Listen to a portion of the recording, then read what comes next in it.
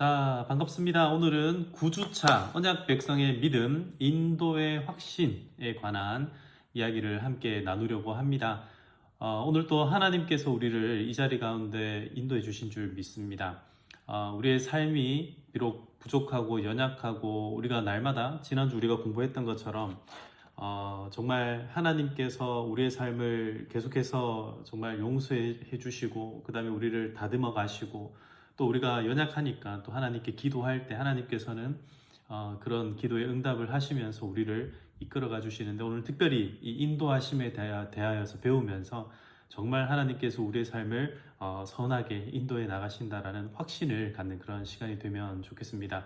잠깐 한번 기도하고 시작하겠습니다. 하나님 감사합니다. 오늘도 우리와 함께 하시고 이 9주차 양육반 과정을 통하여서 하나님께서 우리에게 알려주실 것들을 알려주시고 이해해야 할 것들을 이해하게 하시고 하나님의 그 인도하심을 따라갈 수 있는 귀하고 복된 시간이 되게 하여 주시옵소서.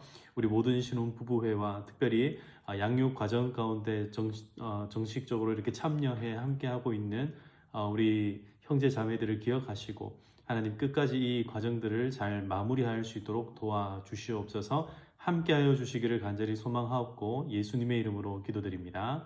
아멘. 아멘.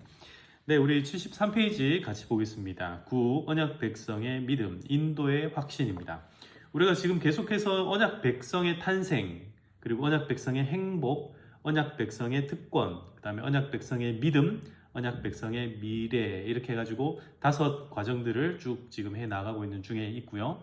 이 5개 중에서 오늘은 이제 4번째죠. 전체로 봤을 때는 9주차 내용이지만 이 언약 백성과 관련된 내용에서는 5개 중에 4번째 내용이다. 그래서 다음 주까지 하면은 이제 언약 백성에 관한 내용들은 다 정리가 되고 이제 마지막 강의 하나만 남게 되겠습니다. 자, 언약 백성이 되었다라는 것은요, 이제 믿음으로 살아간다라는 것을 의미하는데 우리는 과연 무엇을 믿고 있는가? 자, 이 내용들을 한번 보겠습니다. 73페이지 보시면요, 아브라함에 관한 얘기가 나옵니다. 아브라함은 75세에 하나님의 부르심을 받고 고향 친척 아버지 집을 떠나 하나님께서 이끄시는 새로운 땅을 향해 믿음의 길을 시작합니다. BC 2500년경 그가 아는 세상은 자신이 태어나 자랐던 고향뿐이었고 미지의 땅에 대해 아무것도 모른 채 갈 바를 알지 못하고 자신과 가족의 미래를 오직 하나님의 인도하심만 믿고 평생 순례자로 살아간 것입니다. 그는 그 모든 과정을 통해서 하나님을 알아가는 믿음을 배웠고 마침내 믿음의 조상이 되었습니다. 우리의 신앙생활도 알 수 없는 광야 인생의 길에서 하나님의 인도하심을 따라가는 삶이요. 그 과정에서 우리는 하나님을 체험하고 믿음을 배우게 됩니다. 하나님은 어떻게 우리의 삶을 인도하시는가? 우리는 어떻게 그의 인도하심을 따라 갈 수 있는가? 나는 그분의 인도하심을 신뢰하며 순종하는가? 네, 요 내용들을 같이 한번 보도록 할게요. 차근차근 내용들을 제가 나눠드린 그 책 내용들을 살펴보시면서 이 내용들을 차근차근 한번 잘 따라와 보시기 바랍니다. 먼저 첫 번째 파트입니다. 첫 번째 파트에서는 그 유명한 다윗의 시편이 나옵니다. 시편 23편 여호와는 나의 목자시니 내게 부족함이 없으리로다 라고 시작하는 이 시편이 나오는데 이것이 바로 인도하심에 관한 하나님이 어떤 분인가 그리고 우리는 하나님을 어떻게 생각해야 되는가. 왜냐하면요 이 다윗은요 굉장히 어떤 우리 모든 신앙의 가장 많은 면에 있어서 다윗을 닮을 수 있고 닮으면 좋은 그런 신앙의 어떤 선배의 정말 전형적인 모습이다 이렇게 볼 수 있거든요. 그래서 물론 다윗도 많은 실수를 하고 실패를 합니다만은 그렇기에 우리가 더 다윗을 또 이렇게 닮고 싶어하는 거일지도 모르겠습니다. 연약함들을 넘어서서 하나님의 인도하심을 어떻게 생각하는가 한번 보겠습니다. 그럼 우리의 목자이신 하나님은 과연 어떤 분인가? 다윗의 비유에 의하면은 하나님은 어떤 분이라고 이야기를 하고 있죠. 1번입니다. 목동 출신의 왕 다윗은 하나님과 자신의 관계를 어떻게 비유하고 있나? 어떻게 비유하고 있죠? 예, 여호와는 나의 목자이시니 목자로 비유를 합니다. 자, 목자라는 것은요. 목자라는 것은 어떤 존재가 있어야 목자가 있게 되죠? 바로 음매하는 양이 있어야 되죠.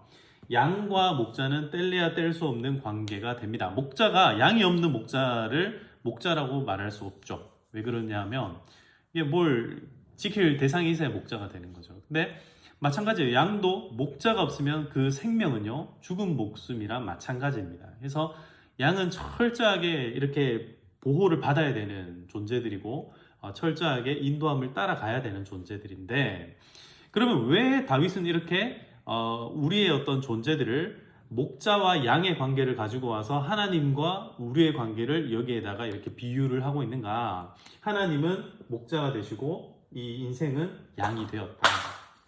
자, 왜 이렇게 비유를 할까요? 간단합니다. 뭐냐면은 다윗이 원래 어떤 사람이었냐면 다윗이 원래 목동이었어요. 목자였다라는 거죠. 목자들 가운데서도 아주 어린 아이들을 목동이라 하는데, 이 목동이었던 다윗이 양을 가만히 보고 있으니까 이 양들이 꼭 나 같은 거예요. 그리고 하나님께서 다윗의 인생을 쭉 인도하시는 것들을 가만히 살펴보고 있으니, 하나님이야말로 정말 목자 중에 좋은 목자, 선한 목자가 되시는구나 라는 것을 알 수 있었던 거죠. 자, 그러면 이 목자이신 하나님께서 양인 우리를, 다윗을 어디로 인도해 가시는가? 이 인도의 어떤 그 방향성이 참 중요한데요. 이번에 보시면 우리의 목자이신 하나님은 우리의 삶을 어디로 인도하시는가? 그 의미가 무엇인가? 2절에 보시면은 우리를 푸른 풀밭에 누이시고 쉴만한 물가로 인도하신다라고 되어 있죠. 자, 첫 번째 어디로 인도한다고요? 푸른 풀밭, 푸른 풀밭과 그 다음에 쉴만한 물가. 네, 어떻습니까? 딱 보는 순간 괜찮네, 좋죠. 예, 여러분 좀 쉬고 싶지 않습니까? 푸른 풀밭에 탁 쉬면 얼마나 좋겠습니까? 먹을 것들이 쫙 깔려 있는 곳에 가면은 벌써 기분이 좋죠. 네, 우리 신혼부부회가 열심히 여러분들을 위해서 음식을 쫙 깔아놓고 기다리지 않습니까? 이런 게 참 좋은 거예요. 좋은 건데 이것 자체가 목표인 것은 아닙니다, 여러분. 요거는 과정입니다. 그래서 이거를 어떻게 표현을 하냐면, 요것을 그 다음에 이어서 이렇게 3절에는 의의 길로, 의의 길로 우리를 인도하시는 도다라고 얘기를 해요. 하나님께서는 우리의 목자가 되셔서 인도하는데, 어디로 인도하는가?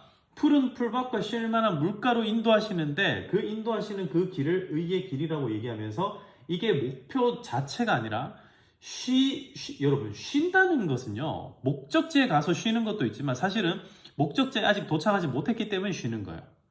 목적지에 도착하면요, 쉬는 게 아니라 거기서는 정말 이제는 모든 것들을 누리게 되는 거죠. 그러면 여기에 뭔가 목적지가 아직까지 나오지 않았다는 것을 알 수 있죠. 조금 있으면 나옵니다. 그런데 보세요, 그냥 바로 목적지가 나오는 것이 아니라 이 사이에 무언가가 나와요. 이 사이에 뭔가가 나옵니다. 그게 뭐냐면 이 3번에서 이야기하는 바로 사망의 골짜기예요. 사망의 골짜기. 자, 4절을 보시면 내가 사망의 음침한 골짜기로 다닐지라도 해를 두려워하지 않을 것은, 이때 해는요, 태양 해를 이야기하는 게 아니라 해를 당한다 할 때 그 해를 의미하는 거예요. 뭔가 해당할 수 있는 곳이 어떤 곳이냐? 바로 사망이라고 하는 이 사망의 음침한 골짜기. 이 음침하다는 거, 골짜기는 이렇게 깊이 들어가니까 뭐가 안 들어와요? 해가 안 들어오죠. 그러니까 이 음침한 분위기를 자아냅니다. 우리로 하여금 두렵게 만들고, 여기에는 실제로 나쁜 짐승들이나 나쁜 도둑들이나 이런 사람들이 있을 수 있게 된다는 거죠. 그러니까 하나님께서 우리를 지금 어디론가 인도해 가세요. 어디론가 인도해 가시는데 우리가 쉼이 필요할 때는 푸른 풀밭과 쉴만한 물가로 인도해 가세요. 그러나 그게 끝이 아니라 계속해서 이끌어 가는데, 그 과정에서는 사망의 골짜기로 통과해야 돼요. 사망의 골짜기를 통과해야 된다. 그래서 마침내 어디로 가는가? 자, 그래서 마침내 도착하는 곳이 바로 여기입니다. 어디입니까? 6절을 보세요. 내 평생에 선하심과 인자심이 반드시 나를 따르리니 내가 어디에 영원히 살리로다 되어 있죠? 여호와의 집. 네, 여호와의 집. 여기가 바로 우리가 도착해야 될, 여기서부터 시작부터 지금 하나님께서 우리를 쭉 이끌어 가시는 과정 가운데 목적지는 여호와의 집인 거예요. 여러분, 우리는 저 천성을 향해서 나가는 사람들입니다. 지금 우리가 살아가고 있는 이곳은요, 중간 과정인 거예요. 때로는 좋습니다. 막 푸른 풀밭 같고 쉴만한 물가 같아요. 우리가 신혼부부로 살아가는 과정도 그랬죠. 여러분들도 살아보시니까 부부가 서로 좋은 날도 있어요. 좋은 날도 있고 정말 때로는 또 아이가 있는 가정들은 보면은 아이 때문에 너무너무 행복할 때가 있습니다. 그런데 어때요? 아이 때문에 또 너무 힘들 때가 있고요. 이 아이라는 존재를 어떻게 해야 되나, 혹은 부부 관계에 있어서 갈등이 딱 생기는 순간 차라리 혼자 사는 게 나았겠다 싶은 때도 있다라는 거예요. 그게 다는 아닙니다. 목적은 아니지만 아무튼 과정에는 그런 일들이 있을 수 있다. 그게 뭐냐면 바로 사망의 음침한 골짜기인 거예요. 그럼 우리는 어떻게 해야 되는가? 여호와의 집을 향하여 나아가야 됩니다. 부부가 좋은 것이요, 이것 자체로 끝이 아니라 더 나아가야 될 길이 있다. 우리의 삶을 인도하시는 하나님의 그 인도하심을 잘 받을 수 있기를 축복합니다. 자, 그러면은 5번입니다. 다윗은 하나님의 인도하심에는 부족함이 없다라고 고백을 하고 있는데요. 그런 온전한 신뢰가 나에게 있다면 내 삶과 내 마음과 삶은 어떻게 변화할 수 있는가? 방금 제가 말씀드린 것처럼 하나님께서 이 인생을 목자가 되어 주셔서 이 인생을 하나님 편으로 인도해 나가시면요, 하나님께서 원하시는 이 여호와의 집이라고 하는 것으로 인도해 나가시면 틀림없이 우리는 여호와의 집에 도착할 수 있다. 여러분 믿으십니까? 아멘이죠. 그런데 그런 상황 가운데서 우리가 여전히 마음이 불편한 이유는 뭡니까? 왜 염려가 되고 불안합니까? 그것은 아직 목적지에 도착하지 못한 것도 있고, 그 다음 하나님에 대한 신뢰가 깨지거나 하나님에 대한 신뢰가 연약하기 때문에 그럴 수 있다는 거예요. 그런데 반대로 지금 여기 질문하는 것처럼 온전한 신뢰가 생기면 어떻게 되는가? 정말 하나님께서 나를 인도해 가신다. 마침내는 하나님께서 나를 선하게 이끌어 주실 거야. 라고 확신을 하면 어떤 삶의 변화가 생기는가?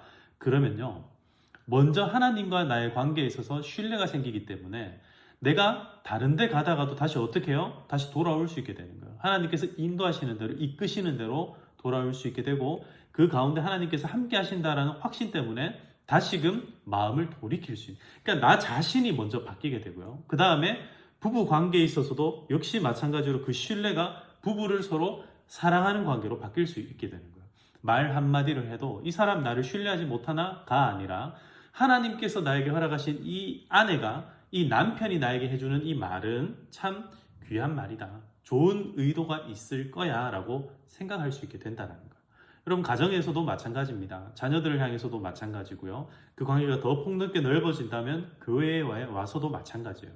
저 집사님이, 저 권사님이, 저 장로님이, 혹은 우리 신혼부부의 공동체에서 때로는 말을 주고받다 보면 실수할 수 있어요. 그런데 그 실수 이면에 숨겨져 있는 하나님의 인도하심을 믿게 되면, 하나님께서 그냥 저런 이야기를 그저 나에게 하는 것은 아닐 거야 라는 생각들을 하게 된다면, 하나님을 향한 온전한 신뢰를 갖고 있다면 사람에 관하여서도 덮어줄 수 있게 되고요, 용납할 수 있게 되고요, 안 좋은 얘기임에도 불구하고 나를 어디로 인도한다고요? 여호와의 집으로 인도하게 된다고. 뭐 예를 들어서요, 저를 보고 누군가가 목사님 요새 얼굴에 뭐가 많이 나네요, 제 요새 얼굴에 뭐가 좀 많이 났죠, 이렇게 막 나요, 이런 게 막 신경이 쓰입니다. 그런데 그런 말이 스트레스가 될 때가 있어요. 그런데 또 한편에 있어서는 그래, 저 사람을 통해서 하나님께서 나한테 주시고자 하는 메시지가 있겠구나 이렇게 생각을 하며 먹는 것도 뭐 또 운동하는 것도 자는 것도 신경을 쓰게 되는 거죠. 그러니까 여러분, 우리가 옆에서 듣는 그런 이야기들을 어떤 때는 그저 흘려버려야 될 때도 있습니다. 근데 어떤 때는 마음을 콕 찔러 올 때는 그런 것들을 마음을 잘 돌이켜서 누구를 향한? 하나님을 향한 온전한 신뢰를 잘 회복해 나갈 수 있으면 좋겠습니다. 자, 다음으로 넘어갑니다. 하나님의 인도하심, 여러분 76페이지이고요. 하나님의 인도하심은 그러면 어떻게 나타나고 있는가 한번 살펴보도록 합시다. 자, 이 내용은 제가 이제 지웁니다. 이런 게 좋죠. 이렇게 녹화를 해놓으면은 이런 필기한 부분들을 다시 돌아볼 수 있다는 장점이 있습니다. 네, 여러분 우리 끝까지 잘 해봅시다. 이제 별로 안 남았어요. 화이팅입니다. 자, 76페이지 하나님의 인도하심. 하나님은 우리 인생의 내비게이션이 되신다. 이스라엘 백성들이 가나안을 향해 가던 광야의 길을 하나님은 날마다 날마다 어떻게 인도하셨는가? 자, 하나님의 인도하심이 이제 누구에게 뭐 여러 가지 어떤 형태로 이제 좀 나타나게 되는데요. 먼저 이스라엘 백성들을 인도하셨던 하나님을 한번 봅시다. 자, 이스라엘 백성들을 하나님이 지금 어디에서 어디로 인도하고 있습니까? 이스라엘 백성들 지금 있는 곳은 광야입니다. 이 광야에서 어디로요? 네, 가나안으로. 마찬가지예요. 아까 전에 제가 말씀드렸던 것처럼 양을 푸른 풀밭과 쉴만한 물가를 통과하고 그 음침한 사망의 골짜기를 통과해서 여호와의 집으로 인도하는 것이나 출애굽에서 광야에서 가나안으로 인도해 가는 것이나 마찬가지입니다, 여러분. 우리는 항상 그 목표가 있다라는 거죠. 근데 그 과정에서 하나님이 어떻게 인도하시는가? 너무 재밌죠. 성경을 읽다 보면 이 과정이 뭘로 나오냐면 구름 기둥과 불 기둥으로 인도하셨다라고 나옵니다. 구름 기둥으로 인도하신 이유는요. 광야는 어떤 지역이냐면 광야는 아무것도 없어요. 아무것도 없어요. 그러니까 뭔가 지켜줄 만한 무언가가 없습니다. 그냥 막 돌산만 있고요. 뭐 황량합니다. 그런데 그런 장소에서 하나님께서 이스라엘 백성들을 인도에 가시려고 하면 어떻게 해야 되겠습니까? 누군가가 되게 높은 데 서서 이쪽으로 가야 된다 이렇게 하면 사람들이 갈 수 있겠죠. 그런데 그런 게 보이지가 않잖아요. 왜냐하면 거의 평지거나 뭐 이렇게 모세가 더 높은 데 있을 수 있는 그런 환경이 잘 안 되니까. 그러니까 어떻게 하냐면 기둥을 높이 세우는 거예요. 근데 그냥 기둥이 아니라 사람이 그 장대를 깃발을 높이 들고 가는 것이 아니라 하나님 자체가 기둥이 되시는 거예요. 깃발이 되셔가지고 낮에는 뭐가 잘 보이냐면 낮에는 햇볕이 쨍쨍하니까 불기둥이 있으면 어떻게 됩니까? 완전 더운데 더 더워질 거 아니에요? 그러니까 낮에는 뭐가 있냐면 구름 기둥이. 낮에는 구름 기둥이 하얀 구름 기둥이 하늘 끝까지 쫙 올라가 있으면 어떻겠습니까? 잘 보이겠죠. 잘 보일 뿐만 아니라 눈에도 시원하고 그 다음에 그것이 실제로 그늘이 되어서 이스라엘 백성들을 그늘로 지켜주는 거예요. 여러분 한낮에 땡볕에 구름 한 점만 있어도 얼마나 그게 시원합니까? 근데 이 구름 기둥이 있게 되면은 이스라엘 백성들이 마음에 안심을 하고 하나님을 따라갈 수 있게 되겠죠. 그 다음 또 이제 불기둥이 나오는데 불기둥은 밤에 이 광야는 온도가 급속하게 떨어집니다. 그러니까 불기둥이 되어가지고 가는 길을 지켜줄 뿐만 아니라 온도도 따뜻하게 그 다음에 껌껌할 때는 뭐가 잘 보여요? 불이 잘 보이잖아요. 그러니까 그 불을 바라보면서 계속해서 나아갈 수 있게 해준다. 이스라엘 백성들의 이 행군은 그랬습니다. 불기둥과 구름 기둥을 항상 따라가는 거예요. 하나님이 가시면은 그 기둥을 따라가면 되는 겁니다. 너무 간단하죠. 이 굉장히 어떤 원초적인 어떤 인도하심이 바로 이때 있었다. 여러분, 우리도 하나님께서 때로는 불기둥으로, 때로는 구름 기둥으로 우리를 인도해 가세요. 그러면은 그 기둥들을 잘 보시고 따라오시기 바랍니다. 자, 그럼 오늘날에는 그 기둥이 뭔가? 조금 이따가 다시 또 나오겠지만 7번을 한번 봅시다. 하나님께서 우리 인생을 이끄시는 원리가 뭔가? 자, 첫 번째는요. 형통한 날에는 기뻐하고 공고한 날에는 돌아보라. 자, 이스라엘 백성에 대한 말씀. 그 다음에 이제 전도서. 이 전도서는 누가 쓴 거냐면 솔로몬이 쓴 거죠. 전도자가 솔로몬이라고 얘기를 하는데 전도서에서는 어떤 인도함이 나오냐면 이 두 가지 종류의 인도함이 나와요. 그게 뭐냐면은 첫 번째로 좋은 일. 좋은 일이 우리에게 생겼을 때, 두 번째로 나쁜 일, 그러니까 곤고하게 되었을 때, 곤고하다라는 것은 지쳤다, tired, 너무 힘들다, 어렵다, 이럴 때 이제 곤고하다. 근데 좋은 일이 생겼을 때와 나쁜 일이 생겼을 때 이 전도서에서 어떻게 이것을 표현하냐면요, 아주 간단하게 표현합니다. 좋은 일이 생겼을 때는 기뻐하라. 그리고 나쁜 일이 생겼을 때는 돌아보라. 뭘 돌아보라는 얘기예요? 나 자신을 돌아보고 내가 지금 하나님을 향하여서 가고 있는지 안 가고 있는지를 한번 살펴보라라는 겁니다. 됐죠? 그래가지고 그래서 이렇게 해서 궁극적으로 어떻게 할 건가 이겁니다. 이 전도서에서 우리에게 가르쳐 주는 것은 뭐냐면요, 이거예요. 사람이 그의 장래 일을 능히 헤아려 알지 못하게 했다. 그러니까 미래에 대한 예측이 불가능하다는 거예요. 완전한 예측은 불가능하죠. 예측 불가의 인생을 우리로 하여금 깨닫게 하신다. 그래서 어떻게 합니까? 그래서 하나님의 인도하심을 받게 된다는 거예요. 예측을 할 수가 없는 거예요. 당장 내일 좋을 줄 알았어. 근데 안 좋은 거예요. 혹은 내일 진짜 너무 힘들 것 같았는데 막상 하루 딱 지나 보니까 너무 좋은 거예요. 이해할 수 없는 일들이 우리에게는 때로 펼쳐지기도 한다.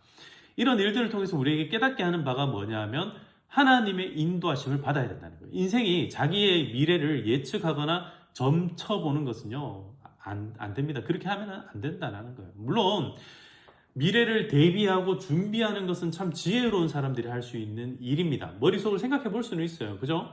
근데 그것이 지나쳐가지고 점치는 일처럼 되어서는 안 된다는 거예요. 이렇게 하면 이렇게 돼. 저렇게 하면 저렇게 될 거야. 이렇게 해. 저렇게 해. 이렇게 너무 이제 마치 내가 미래를 다 아는 것처럼 행해서는 안 된다는 거예요. 그러니까 여기에 대한 겸손함이 필요합니다. 8번에 볼까요? 하나님은 당신의 전체적인 뜻과 계획을 우리에게 미리 알려주셨다. 자, 이게 참 중요한데요. 예측 불가능하게 하면서도 동시에 하나님께서는 우리에게 전반적인 방향은 우리에게 주셨다는 거예요. 뭘 통해서? 성경을 통하여서. 전체적인 목표는 우리에게 주셨다. 전체적인 방향과 그 다음에 이 목표를 우리에게 허락해 주셔서 우리로 하여금 어떻게 하는가? 우리로 하여금 자, 어떻게 하냐면 나중에 이제 조금 또 이따가 나오겠지만요. 9번에 보시면 이런 거예요. 하나님께서 우리의 길을 인도하시는 가장 중요한 방법은 무엇인가? 주의 말씀은 내 발의 등이요 내 길의 빛이니이다. 참 이게 너무 재밌는 이야기인 거예요. 우리가 성경을 가지고 있다는 것이 마치 우리 인생 100년을 어떻게 평생을 어떻게 살아가야 될 건지 이제 로드맵이 쫙 펼쳐지는 거예요. 우리가 내비게이션 보면 대충 예를 들어서 서울에서 뭐 부산까지 어떻게 가야 되는지 쫙 펼쳐지잖아요. 이게 성경이에요. 성경이고 매 순간마다 이제 우리에게 우회전해서 오른쪽으로 가서 좌회전해서 가르쳐 주잖아요. 이게 성경이에요. 그런데 이 성경을 붙잡고 있으면 잘 찾아갈 수 있어요. 근데 아차 하는 순간 이걸 탁 놓치는 순간 어떻게 돼요? 예. 우회전해서 나가야 되는데 교차로에서 빠져야 되는데 못 빠지고 직진해버리면 어떻게 되는 거예요? 인생을 뱅글뱅글 자꾸 돌게 된다는 거예요. 그래서 이 9번에 얘기하는 것처럼 주의 말씀을 내 발의 등이요 내 길의 빛으로 인정하는 거. 이 내 발의 등이다. 하필이면은 왜 내 발의 등이라고 얘기하는가? 여러분 그 이야기 아시죠? 이거는 이제 탈무드에 나오는 얘기인데요. 눈먼 그 랍비가 있었습니다. 눈먼 랍비. 그러니까 눈이 앞이 보이지 않는 랍비가 있었는데 이 랍비가 굉장히 인성이 좋고 굉장히 존경받는 그런 랍비였다고 합니다. 근데 이 사람이 밤이 되면 항상 뭘 들고 다니냐면 등불을 들고 다니는 거예요. 그러니까 이제 그 옆에 있던 제자가 종이 물어봅니다. 선생님, 왜 당신은 눈이 보이지 않는데 어차피 안 보이는데 그냥 가면 되는데 이거 등불을 들고 다닙니까? 물어본 거예요. 그랬더니 랍비가 뭐라고 얘기하냐면 나는 보이지 않지만 다른 사람이 나를 볼 수 있기 때문에 나를 피해 갈 수 있지 않겠냐라고 얘기를 합니다. 여러분, 우리가 성경책을 가지고 성경 말씀을 함께 읽고 성경을 묵상하고 성경을 나눔하는 것은요, 바로 그런 겁니다. 때로는요, 말씀을 내가 오늘 하루 묵상을 했어요. 그래서 좋은 말씀 묵상을 하고 이렇게 살아가야 되겠습니다 하고 여러분 때로 막 이렇게 우리 신혼부부의 톡방에다가 막 올리죠. 그렇게 하는데도 이 말씀대로 내가 살지 못할 때도 있어요. 그런데 어떻게 되냐면 나를 지켜보거나 나와 함께 있는 주변에 있던 사람들이 그걸 보고 있던 사람들이 오히려 말씀을 깨닫고 말씀으로 나오게 되면 그 사람이 또 누구에게 영향을 줘요? 말씀을 나눴던 그 사람에게 영향을 주는 거예요. 그러니까 결국 좋은 것을 계속해서 긍정적으로 영향을 끼쳐줄 수 있게 된다는 거죠. 여러분, 제가 목사잖아요. 목사인데도 불구하고 제가 성경을 연구하면요, 모르는 것도 많지만 아는 게 참 많이 있어요. 그런데 이 아는 것을 다시 연구하고 여러분들하고 이렇게 나눔하고, 저는 벌써 이 과정을 지금 벌써 5년째 계속 반복을 하고 있는데도 이걸 계속 나눔을 하고 여러분들하고 이야기를 하면은 누구에게 유익이 있냐면 여러분들에게도 유익이 있어야 되겠죠. 예, 있기를 바랍니다. 근데 정말 저에게 유익이 있는 거예요. 때로는요, 막 공부를 가르쳐야 된다라는 어떤 이런 것들이 굉장히 부담스럽게 여겨질 때도 있어요. 그런데 그럼에도 불구하고 이것을 같이 나눔을 하고 같이 공부를 해 나가면서 이 말씀을 다시 제 마음에 새기죠. 그러면 진짜 제 발 앞에 있는 등이 돼가지고 내 한 걸음을 다시 내디딜 수 있는 힘이 되더라는 거예요. 여러분, 말씀은요, 막 1000걸음, 10,000걸음 갈 수 있게끔 만들어주는 힘이 우리에게 되기도 하지만 때로는요, 진짜 발이 그야말로 질질 끄여질 때가 있죠. 한 걸음도 내딛기 더 이상 힘들 때. 그럴 때 한 걸음을 내딛을 수 있게 해주는 힘이 된다는 거예요. 바로 앞이 절벽인지 낭떠러지인지 길인지를 모를 때가 있다는 거예요. 어떡하지? 앞으로 가야 되나? 왼쪽으로 오른쪽으로 정말 판단이 안 될 때가 있어요. 그럴 때 바로 이 말씀이 우리의 발의 등이 되어서 랜턴이 되어가지고 바로 눈앞에 그 다음 걸음이 어딘지, 그 다음이 어딘지, 그 다음 어딘지, 그렇게 하다 보면은 어느덧 인천에서 출발해가지고 도무지 닿지 않을 것 같았던 어디까지? 예, 일본 후쿠오카까지도 갈 수 있게 된다. 예, 일본 잘 지내고 계시죠? 건강하게 잘 지내고 있기를 바랍니다. 우리의 삶이 때로는요, 우리가 알지 못하는 길로 막 이렇게 가는 것 같을 때가 참 많이 있어요. 그러나 선하신 하나님을 향한 온전한 신뢰가 있으면 그러면은 마음의 어려움, 예, 이겨낼 수 있게 된다. 자, 10번입니다. 복음 전도자였던 바울은 하나님의 인도하시는 길을 어떻게 깨닫게 되었는가? 다음 말씀을 묵상하고 하나님이 인도하시는 다양한 방법에 대해 나눠보라. 여러분, 그 사도 바울 대단한 사람이라고 제가 몇 번 이야기 들었는데 사도 바울 대단해요. 그런데도 불구하고 사도 바울이 계획하고 목표한 대로 하나님이 다 인도해 주셨는가? 안 그렇다라는 얘기입니다. 사도 바울이 어떻게 하냐면요, 여기 보시면 사도행전 16장 6절에 보시면 성령이 아시아에서 말씀을 전하지 못하게 하세요. 왜요? 하나님의 뜻과는 다른 곳에 사도 바울이 있었기 때문에 그런 거죠. 그래서 어떻게 합니까? 7절에 보시면 예수의 영이 허락하지 않았다. 그리고 환상이 갑자기 바울에게 9절에 보시면 보여요. 그리고는 마게도니아 사람 하나가 서서 그에게 청하여 이르되 마게도냐로 건너와서 우리를 도우라 하거늘 바울이 그 환상을 보았을 때 우리가 곧 마게도냐로 떠나기를 힘쓰니 이는 하나님이 저 사람들에게 복음 전하라고 우리를 부르신 줄로 인정함이로라. 인정했다. 하나님의 인도하심을 온전히 뭐했다? 믿었다. 하나님의 인도하심을 믿으시기를 바랍니다. 자, 그래서 다양한 방법들, 때로는 이렇게 꿈과 환상으로 우리에게 길들을 보여주시고 또 환경을 통해서 사람을 통해서 이렇게 보여주신다. 그럼 이제 이렇게 하면 이제 질문이 나옵니다. 목사님, 그러면은 오늘날도 하나님께서는 우리에게 꿈과 환상으로 말씀을 하시나요? 예, 말씀하실 수 있죠. 그러나 그것은요, 좀 부가적인 방법이어야 합니다. 본질적인 방법은 주어졌어요. 성경. 이미 주어져 있는 이 성경이라는 방법들을 여기에서 안 찾고요. 여기서 큰 방향과 목표를 찾지 않고, 그러니까 사도 바울이 갖고 있었던 큰 방향과 목표가 뭐예요? 하나님이 나를 부르셨다. 뭘로? 복음 전하는 자로 부르셨다. 여러분, 이게 1번인 거예요. 사도 바울의 1번. 그러니까 아시아로 가거나 마케도니아로 가거나 사도 바울이 선택권에 있어가지고 사도 바울은 먼저 아시아를 생각했는데 하나님이 아니라니까 어떻게 돼요? 마게도냐로 갈 수 있는 마음이 자연스럽게 열릴 수 있게 됐다라는 거예요. 아니요, 하나님, 나는 마게도냐 절대 아니에요. 나는 무조건 여기입니다. 라고 하면은 뭐가 망가져요? 대원칙, 하나님이 나를 부르셨다. 복음 전하는 자로 부르셨다라는 이 원칙이 흐트러지게 된다는 거죠. 여러분, 그래서 이 성경이 그래서 중요한 겁니다. 여러분, 성경을 계속해서 지속적으로 읽고 이해하고 이것을 알기 위해 애를 써야 됩니다. 주일 말씀 듣는 것도 그래서 하는 거고요. 새벽 기도할 때 그 말씀을 듣고 우리가 공부하는 이유도 다 그런 거예요. 새벽 기도 제가 알기로 아마 3년에서 5년 정도를 이렇게 계속해서 반복적으로 하면 거의 성경 한 권을 다 할 수 있다고 제가 들었던 것 같아요. 그래서 꾸준하게 여러분 새벽 기도를 잘 따라오시면은 성경 일독을 합니다. 그냥 일독하는 게 아니라 목사님들이 말씀을 계속 전해주시죠. 그러니까 그 말씀을 듣고 이해하고 해석할 수 있다라는 거예요. 그리고 필요하신 분들은 주석이나 이런 책들을 사가지고 좀 도움을 받을 수도 있겠죠. 그래서 성경을 통해서 우리의 삶의 길을 열어간다. 알아간다. 이게 참 중요한 일이고요. 거기에 추가적으로 때로는 굉장히 획기적인 방법들로 하나님께서 역사하실 수도 있다. 여러분, 무조건적으로 다 막을 수는 없습니다. 왜냐하면 하나님은 실제로 그렇게 역사하셨거든요. 그래서 구약시대 때는 특별히 그런 역사들이 좀 많았고요. 신약시대에도 그런 역사들이 있었는데, 신약시대 끝나고 이제 성경 66권이 딱 완성된 이후로는 그 외의 것들이 더 강조되는 일은 별로 없었어요. 왜냐하면 성경으로 충분했기 때문에. 그럼에도 불구하고 개인의 삶의 간증을 들어보면 얼마나 하나님께서 다양하게 역사하시는지 모른다. 하나님은 우리를 인도하신다. 11번.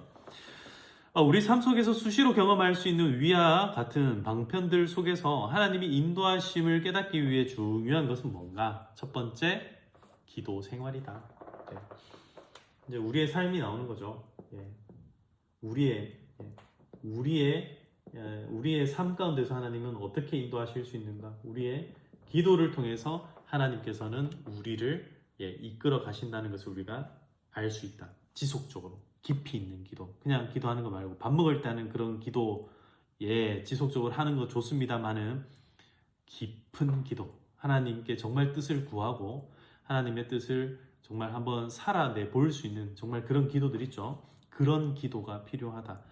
그런 기도가 바로 새벽 아직도 밝기 전 예수께서 일어나 나가 한적한 곳으로 가서 거기서 기도했다. 이 한적한 곳이 참 중요하다라고 제가 한번 말씀드렸죠. 기도는요, 깊이 들어가는 기도가 필요합니다. 가벼운 기도, 아이들에게 보여주기 위한 기도, 대표 기도 이런 기도들도 중요합니다만은 개인적으로 정말 하나님의 마음을 읽고 하나님께서 나에게 말씀하시는 게 무언가를 살펴볼 수 있는 그런 기도가 필요하다. 두 번째, 뭐예요? 모든 일에 여호와 하나님을 인정하는 믿음의 관점이 필요하다. 믿음. 좋은 믿음의 관점이 필요하다. 세 번째, 성령의 인도하심에 민감해야 된다. 민감함. 민감. 이게 그래서 우리가 그런 얘기 하죠. 영적으로 깨어 있어야 된다라는 얘기를 많이 하죠. 그래서 하나님과 기도하시고요. 그 다음에 하나님께서 우리를 인도해 주실 거라는 거에 대한 모든 일에 대해서 하나님께서 함께 하신다. 이것도 하나님께서 함께 하신 거다라는 믿음. 이건 이제 이게 확신에 관한 부분들이고요. 그 다음에 성령에 민감해서 나에게 어떤 것을 더 옳게 여기는지, 더 좋게끔 하시는지에 대한 분별력들을 계속해서 가질 필요가 있다라는 거죠. 여기 조금 재밌는 글이 하나 나오죠. 2017년 9월 어느 날 70대 할아버지가 손자의 등록금 마련을 위해 노인 근로로 매달 20만 원씩 4년 동안 모았는데 그래서 1,000만 원이 됐어요. 그런데 은행에서 찾아오다가 그만 분실했다. 그 돈을 우연히 주어서 챙긴 70대 할머니가 경찰의 추적 끝에 붙잡혔을 때 이렇게 말했다. 나는 내가 교회 잘 다니고 착하게 사니까 하나님께서 주신 선물이라 생각했지. 여러분들은 이거 어떻게 생각하세요? 선물이었을까요? 아니죠, 여러분. 이거 잘못하면은 절도죄로 붙들려 갑니다. 땅바닥에 떨어진 거, 여러분. 우리가 찾아줄 수 있으면 찾아주는 게 좋겠죠. 그런데 내가 찾아줄 수 있는 형편이 안 된다. 그러면은 맡기든지 차라리 그대로 내버려 두는 게 나을 때도 있습니다. 물론 요새 10원짜리나 50원짜리, 100원짜리 이런 거까지 막 찾아주기는 힘들 수 있죠. 그런 거는 잘 씻어서 기부하는 어떤 통에 넣어도 괜찮고요. 아무튼 청년 노예 요셉은 아무도 없던 집에서 자기가 섬기는 여주인의 적극적인 유혹을 받았을 때 내가 어찌 이 큰 악을 행하여 하나님께 죄를 지으리까 하며 뿌리치고 도망하였다가 도리어 누명을 쓰고 감옥에 갇히게 되었다. 이게 뭐예요? 이게 이제 인과론적인 방법으로 우리가 하나님의 인도하심을 생각하는 방법입니다. 그러니까 이게 무슨 말이냐면 우리가 기도도 하고 믿음도 갖고 있고 민감하게 살아요. 그래서 요셉은 어떻게 선택을 합니까? 요셉은 예스를 합니까? 노를 합니까? 여주인에게 노를 선택을 합니다. 여주인에게 동침하지 않겠다라고 노를 합니다. 그랬더니 그 결과가 어떻게 돼요? 감옥입니다. 그러니까 이럴 때 이제 우리 마음이 어렵게 되는 거죠. 이럴 때 우리의 마음이 어렵게 되는 거예요. 근데 어려워하시지 마시라는 얘기입니다. 어려워하지 말고 그 과정에 있어서 충분히 하나님에 대한 믿음과 하나님께서 함께 하셨다라는 것에 대한 확신이 있으면 여러분 그 결과는 사실은 아무것도 아닐 수 있다라는 거예요. 그 결과는 오히려 진짜 결과가 아니라 과정에 불과하다. 그것이 뭐예요? 아까 전에 말씀드렸던 사망의 음침한 골짜기가 된다는 거예요. 이 과목은요, 결과가 아니에요. 여호와의 집이 아니라 이것은 사망의 음침한 골짜기입니다. 그래서 요셉은 어떻게 돼요? 결국에는 총리가 되죠. 총리가 된 것도 여호와의 집이다 이렇게 얘기할 수는 없어요. 그 뭐 복 받았기 때문에 여호와의 집이다 이게 아니라, 그래서 어떻게 됩니까? 이스라엘 백성들이 애굽에 오게 되고, 애굽에 온 이 요셉의 가족들, 즉 야곱의 그 12아들들, 그러니까 요셉의 형제들이죠. 이 형제들이 정착을 해서 거기에서 번성하여 살 수 있게 됐다는 거예요. 애굽에서 계속 번성 해가지고 나중에 출애굽할 때는 거의 몇만 명이 돼요. 남자 장정만 60만 명, 그래서 약 200만 명 되는 민족이, 거대한 민족이 생길 수 있게 된 것. 여러분, 이게 바로 목표가 된다. 이게 바로 목적지인 거예요. 하나님의 목적지는 여기 감옥에 있는 것이 아니라 이를 통해서 하나님의 일을 하시고자 하는 데 있다는 거죠. 자, 이제 오늘 이야기를 정리를 한번 해보도록 합시다. 79페이지 12번입니다. 12번을 봅시다. 12번을 보시면은 하나님의 인도하심은 때때로 우리가 예측할 수 없고, 아까 우리 전도서에서 봤던 것처럼요, 때때로는 우리가 예측할 수 없고 이해할 수도 없다. 왜일까?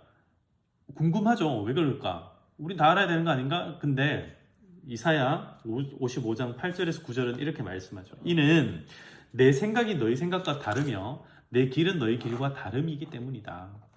여호와의 말씀이니라.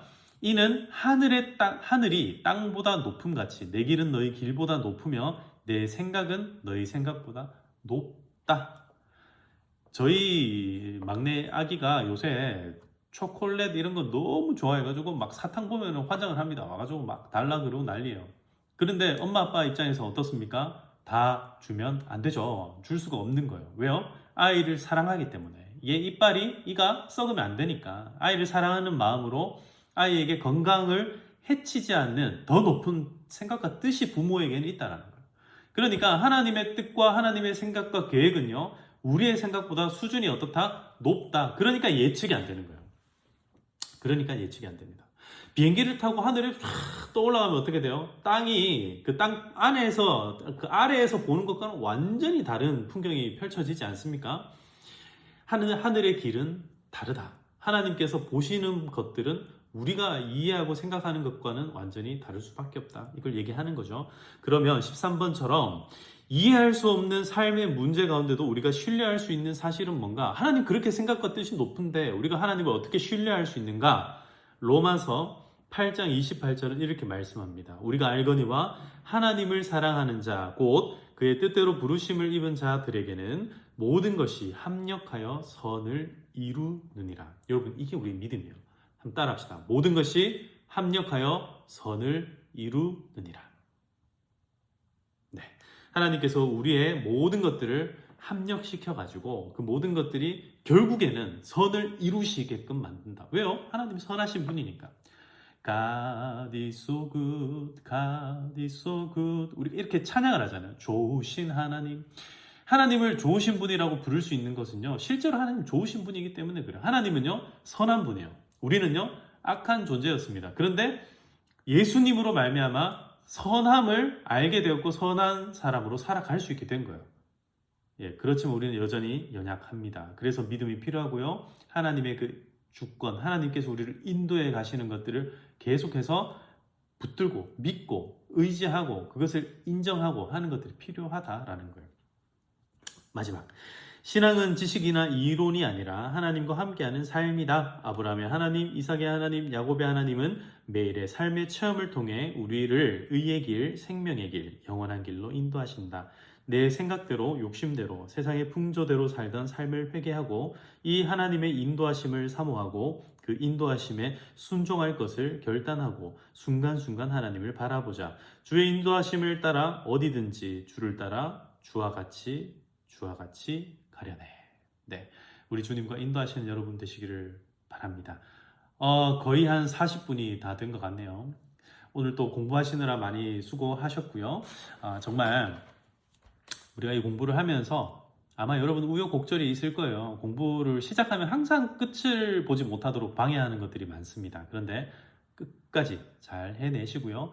이런 영적인 원리들을 정말 평생의 가슴에 품고 하나님을 쫓아서 하나님께서 기뻐하시는 하나님의 사람이 되어 그렇게 귀한 가정들을 열어가시고 또 끝까지 하나님의 귀한 일꾼들로 살아가시기를 주님의 이름으로 축복합니다.